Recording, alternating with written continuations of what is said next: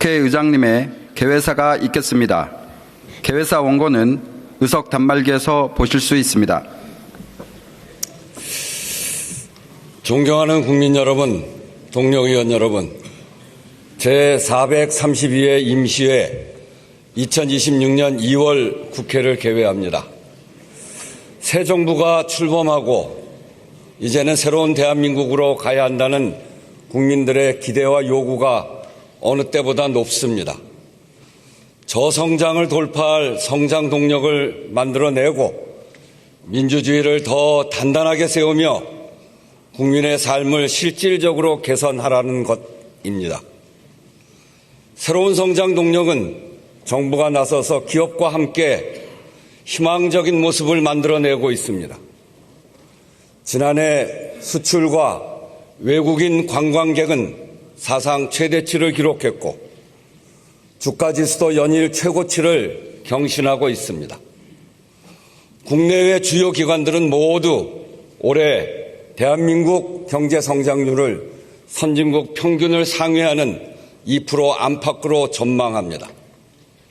반도체뿐 아니라 AI, 로봇 같은 첨단 분야에서 우리 기업과 기술력이 세계적으로 주목받기 시작했습니다.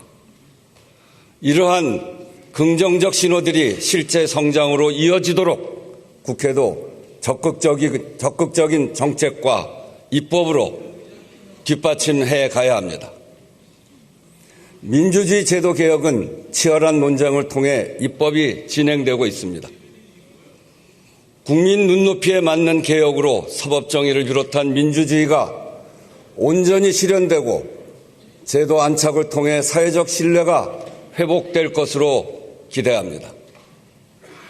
민생개혁은 우리 국회가 책임지고 더욱 힘있게 추진해야 합니다.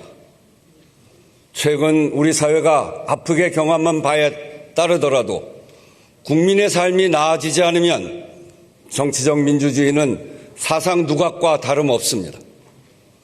민주주의가 국민의 삶을 나아지게 할 수 있는가?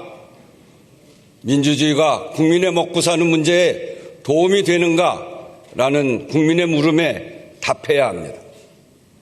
그래서 저는 오늘 바로 이 민생개혁, 민주주의 너머의 민주주의에 대해 말씀드리고자 합니다. 회복과 성장에 대한 기대감 한편으로 일부 기업과 업종, 계층과 지역만 올라가고 나머지는 내려가며 격차가 확대되는 K자형 성장, 양극화 성장에 대한 우려가 커지고 있습니다. 격차는 그저 수치로 읽는 사회 현상이 아닙니다. 노력하지 않은 어제는 없었는데 오늘은 힘들고 내일은 불안한 사람들의 낙담입니다. 서울 자가의 대기업 김부장과 비수도권 전세 중소기업 이부장의 하루하루 날이 갈수록 벌어지는 차이 앞에 위축되는 무력감입니다. 대기업과 중소기업의 월평균 급여가 거의 2배 차이가 납니다. 신입사원은 매월 81만 원, 20년 이상 재직자는 367만 원, 근속기간이 길수록 임금 격차가 더 벌어집니다. 큰 기업 쏠림, 수도권 쏠림이 일어날 수밖에 없습니다. 취업을 늦추더라도 대기업에서 시작하고 취업 난방 한계선 아래로는 가지 않겠다는 청년들이 늡니다. 지난해 20, 30대 쉬었음 청년은 역대 최대 규모였습니다. 구직 기간이 길어질수록 생애 전체적으로 고용 안정성이 약화되고 소득도 감소합니다. 대중소기업과 수도권 지방 간 격차가 청년들의 삶으로 들어와 악순환을 만들고 있습니다. 김 부장과 이 부장의 격차는 임금이 끝이 아닙니다. 소득의 차이가 자산의 차이로, 건강과 여가에 쓰이는 시간과 비용의 차이로 이어집니다. 자녀들의 학업 성취와 진학에도 영향을 미칩니다. 지난 5년 사이 고소득과 저소득 계층 간 순자산 격차는 5배에서 8배로 뛰었습니다. 집값 격차는 더 커서 하위 20% 아파트 14채를 팔아야 겨우 상위 20% 아파트 한 채를 살 수 있습니다. 2025년은 자산 불평등이 가장 컸던 해입니다. 올해는 더 커질 수 있습니다. 구조적 불평등과 불공정 질서 속에서 전방위적으로 확대되고 있는 격차를 줄여나가야 합니다. 사회 통합을 저해하고 민주주의 기반을 훼손하며 국가 경제의 지속적 성장과 발전에도 중대한 걸림돌이 될 수 있습니다. 국회가 이 문제를 해결해야 합니다. 첫째, 공정한 시장 질서를 만드는 데 더욱 힘씁시다. 기울어진 운동장을 바로잡아 경제 전체의 생산성을 높여야 합니다. 중소기업과 골목의 사업장도 괜찮은 일자리가 되게끔 만들자는 것입니다. 최근 우리 국회는 입법을 통해 시장에 만연한 불합리 불공정 관행을 바로잡을 새로운 룰 몇 가지를 만들었습니다. 가맹점주단체에 실질적인 교섭권을 부여했습니다. 중소기업이 납품 단가의 에너지 비용을 반영할 수 있도록 했고 하도급 대금 지급 보증 의무도 확대했습니다. 기술 탈취 피해 중소기업의 증거 접근권을 확보하는 한국형 증거 개시제도 K-디스커버리도 도입했습니다. 정말 의미 있는 진전이지만 가맹사업법의 10년, K-디스커버리와 제대로 된 납품단가 연동제까지 약 6년, 너무 오래 걸렸습니다. 지난주 학교급식법 개정안이 통과되는 순간 방청석에서 서로 부둥켜 안으며 눈물을 쏟아내던 학교급식 노동자들을 보셨을 겁니다. 기쁨의 눈물인 동시에 입법까지 긴 세월을 겪어야 했던 말할 수 없는 고통과 서러움이 북받쳐 터져나온 울음이었을 것입니다. 더 속도를 냅시다.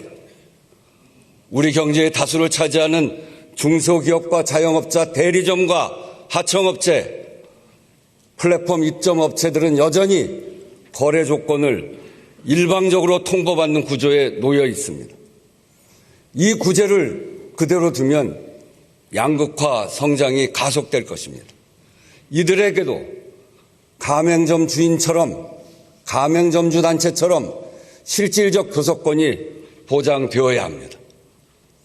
특히 고용의 80%를 창출하고 있는 중소기업이 대기업과 계약 체결 과정에서 시장 지위 차이로 겪는 불균형을 해소해 주어야 합니다. 그래야 대중소기업 격차를 줄이고 더 많은 양질의 일자리를 만들어낼 수 있습니다.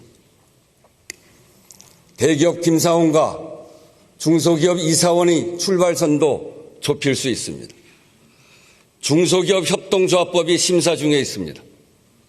중소기업들이 생산성과 경쟁력 향상을 위해 설립한 중소기업 협동조합의 납품단가 등 협의 요청에 대기업이 응하도록 하는 것입니다. 신속하게 처리될 수 있도록 소관 상임 및 관련 부처의 적극적인 논의를 당부드립니다. 전 국민 3분의 2의 개인정보 유출, 불공정 거래, 노동자의 잇단 사망, 은폐 의혹 등이 드러난 플랫폼 기업 쿠팡에 대해 국민적 우려와 분노를 전합니다. 한국의 법과 제도를 무시하고 눈가림식 보상책으로 책임을 모면하려는 모습에 대해 매우 유감입니다. 어떤 기업이든 어떤 자본이든 대한민국에서 영업하는 이상 우리 법을 준수하고 책임을 져야 합니다. 국회는 소비자 보호와 개인정보 안전, 공정한 거래 질서와 노동 안전이라는 기준이 흔들리지 않도록 필요한 제도적 보완에 나서야겠습니다.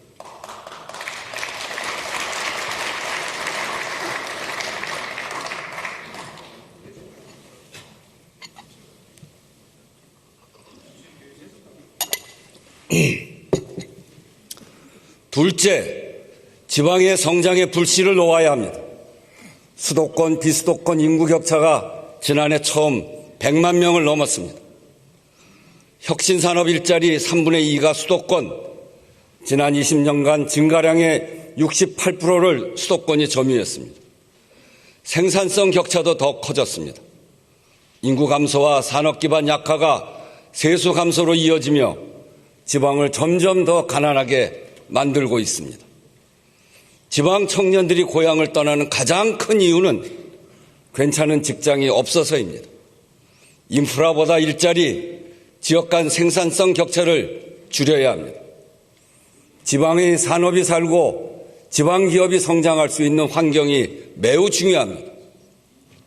국회의장은 그간 자문기구를 통해 지역투자공사 설립과 지역 재투자기금 설치, 차등 공동법인세 도입 등을 중점 과제로 제안했습니다. 지역에서 생산되는 에너지가 지역 발전에 도움이 되는 방안도 적극 검토할 필요가 있습니다. 그렇지 않아도 작은 국토 면적 중 수도권 11.8%만 사용하는 우를 범하지 말아야 합니다. 이제 국회에서 구체적으로 논의해 봅시다. 지난해 국회 입법지원기관들이 공동으로 다차원적 불평등 지수를 개발했습니다.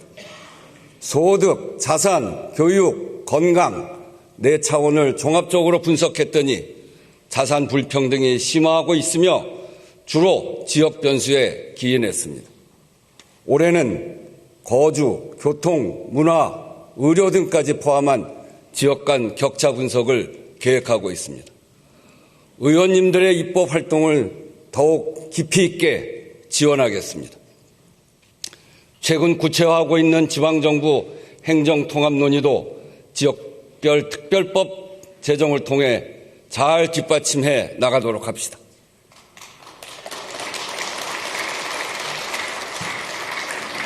셋째, 기술 혁신의 속도만큼 사회 안전망 강화 속도를 올려야 합니다. 지난달 AI 기본법이 세계 최초로 시행되었습니다. 우리 AI 산업의 경쟁력을 높이고 글로벌 거버넌스 주도권을 확보하기 위해 여야 합의로 통과시킨 법입니다. 한국형 AI 생태계의 법적 기반을 완성하는 후속 입법, 유관 기관의 AI 활동을 위한 입법에도 힘을 모아 추진해 나가야 합니다. 이와 동시에 AI를 비롯한 기술 혁신 도입으로 새롭게 제기되는 문제들, 다양한 갈등 이슈에 대해서도 국회가 선제적으로 대응해 나아가야 하겠습니다. 최근 조사를 해보면 우리 국민 19은 경제적 양극화가 심각하다고 인식하고 있습니다. 매우 심각하다는 인식이 3년 전보다 크게 늘었습니다. 직장인 10명 중 8명은 AI 확산으로 사회 전반의 불평등 심화가 우려된다고 답하고 있습니다. 소득 재분배 기능과 복지, 사회 안전망을 강화해야 합니다. 전일제 상시 고용임금 노동을 전제로 설계된 현행 사회보험은 특수고용, 프리랜서, 플랫폼 노동 같은 새로운 고용 형태를 반영하고 있지 못할 뿐더러 다가올 위험에 대응하는 데도 한계가 있습니다. 국회 사회적 대화 협의체에서는 지난 6개월 동안 산재보험과 고용보험 확대를 위해 구체적 방안에 대한 이견을 좁히는 한편 AI 전환에 노동과 산업, 사회에 미칠 영향을 두고 노사가 함께 논의할 주요 의제를 압축해왔습니다. 이 같은 논의가 성과를 내고 입법으로 이어지려면 안정적이고 지속 가능한 틀이 있어야 합니다. 국회 사회적 대화 기구의 법제화가 꼭 필요한 이유입니다. 관련 국회법 개정을 서둘러 주실 것을 요청드립니다.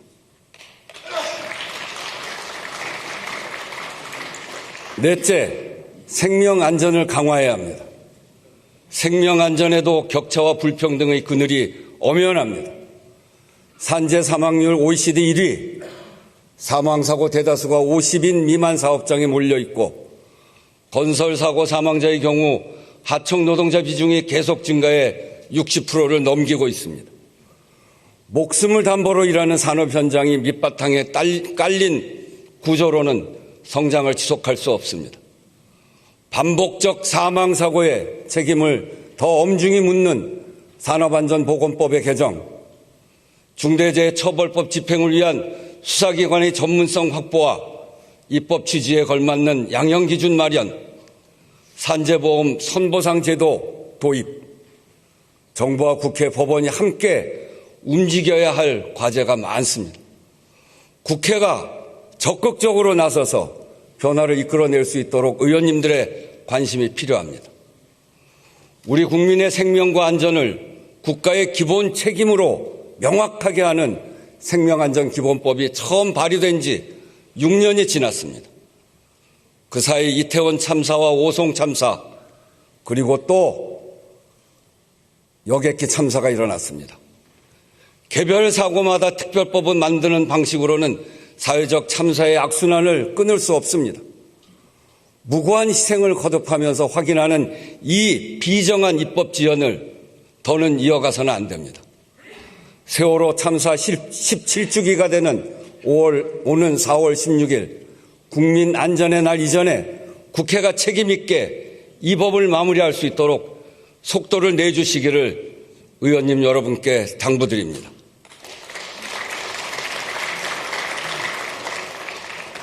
존경하는 의원 여러분, 이번 2월 임시회에서 반드시 해야 할 일이 있습니다.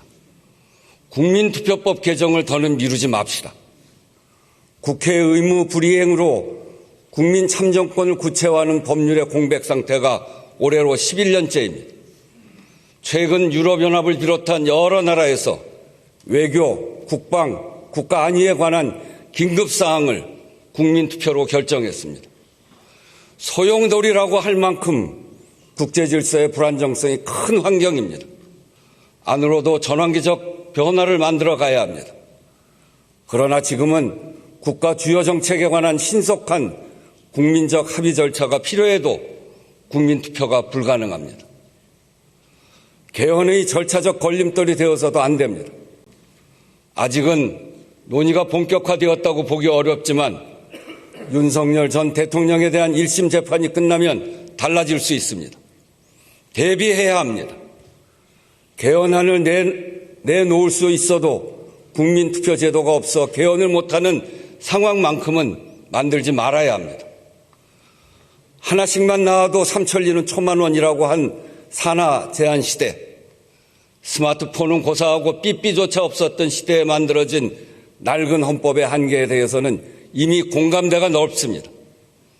국민적 요구가 모인 내란 청산과 사회 대개혁도 다시는 12.3 비상계엄 같은 일이 발붙이지 못하도록 제도적 방벽을 세우고 국민의 기본권을 강화하는 개헌 속에서 비로소 완성된다고 생각합니다. 할 수 있는 만큼 또 합의되는 만큼만 우선 첫발을 떼는 것이 중요합니다. 첫술에 배부를 수는 없습니다. 문부터 열어야 길을 나설 수 있습니다. 5.18 등 민주주의 정신 헌법 전문 수록, 국회 비상계엄 승인권, 지방 분권과 지역균형 발전 정도는 여야 모두 반대할 이유가 없습니다. 국민적 공감대도 높고 국가적 필요성도 큽니다. 개헌을 과제로 받아들이기만 한다면 최소 수준의 개헌안 성안은 가능합니다. 적어도 현 시점에서 걸림돌은 시간이 아니라 개헌은 어렵다는 인식, 개헌을 정략적으로 바라보는 인식입니다. 개헌을 할 것이면 지방선거일에 국민투표를 동시에 하는 것이 가장 좋습니다. 목표가 분명해지고 국민들의 투표 편의성도 좋습니다. 그러자면 이달 중순 설 전까지는 국민투표법 개정을 완료해야 합니다. 의장은 모든 선택지를 검토할 것입니다. 여야 모두 적극적으로 국민투표법 개정에 임해 주실 것을 촉구합니다.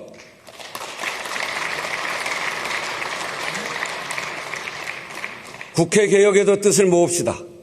국회 운영의 비효율성, 비생산성은 사회적 비용을 증가시킵니다. 시대와 발맞추지 못하는 문화는 조직 전체의 역량과 신뢰를 약화시킵니다. 국회 스스로 변화와 혁신의 걸음을 재촉해야 합니다. 국회개혁자문위원회에서 제출한 권고안을 여야 정당에 전해드리고 있습니다. 국회 운영과 입법, 규범과 문화를 아우르는 과제입니다. 추진 절차와 그에 따른 적용 시기에 차이가 있겠습니다만 국회 윤리특위 상설하는 후반기 원구성부터는 반드시 적용되기를 바랍니다. 2018년 비상설특위 전환 후 구성 지연과 징계안 심사의 장기 표류가 반복되었습니다. 우리 22대 국회도 지금까지 윤리특위를 구성하지 못했습니다. 국민들 보시기에 부끄러운 일입니다. 윤리특위를 상설화해 국회 윤리 문제를 국민 눈높이에서 다루고 신뢰를 회복할 수 있도록 적극적인 협조를 당부드립니다. 오는 4월 국회 기록원이 개원합니다. 오래전부터 논의됐는데 우리 22대 국회가 결실을 내서 참으로 뜻깊습니다. 국회의 의사결정, 입법과 정책의 변화 과정 자체가 수많은 민의와 고뇌가 담긴 민주주의 역사입니다. 국회 기록원은 그 현장을 국민께 공개하고 300명 모든 의원의 의정활동 기록을 국가적 자산으로 남겨 후대에 전하는 민주주의 아카이브가 될 것입니다. 존경하는 의원 여러분, 대한민국은 지금 거대한 전환점에 서 있습니다. 나라 안팎으로 거센 도전이 이어지고 여러 과제가 얽히고 설킨 복잡한 현실입니다만 국민의 눈, 국민의 삶이라는 관점에서 보면 분명해집니다. 중심은 국민의 하루하루를 더 나아지게 만드는 일입니다. 그것이 비상경과 국가적 혼란을 견뎌내고 각자의 삶의 현장에서 급변하는 시대의 파고를 헤쳐나가고 있는 국민들에 대한 도리이고 국회의 책무라고 생각합니다.